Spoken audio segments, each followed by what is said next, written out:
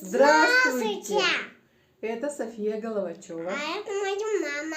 И сегодня мы расскажем вам о самом высоком сооружении в нашем городе. Где? Что это? Это телевизионная вышка. Правильно. Ну что, поехали? Поехали. Вот вышка. Вот вышка. Да. Она находится на улице Орджоникидзе. Сейчас мы расскажем про нее подробнее. Первая телевизионная вышка была небольшой, в высоту около 50 метров.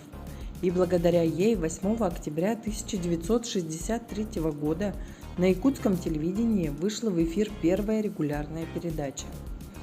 Но в 1982 году в рекордные сроки была установлена при помощи летающих кранов новая башня высотой 241 метр.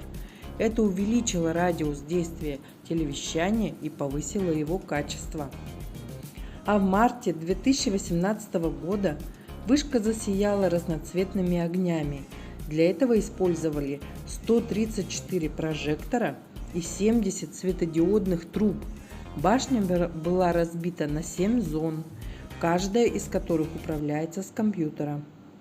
Огни на ней зажигаются по особым дням, даря нам, жителям города, праздничное настроение.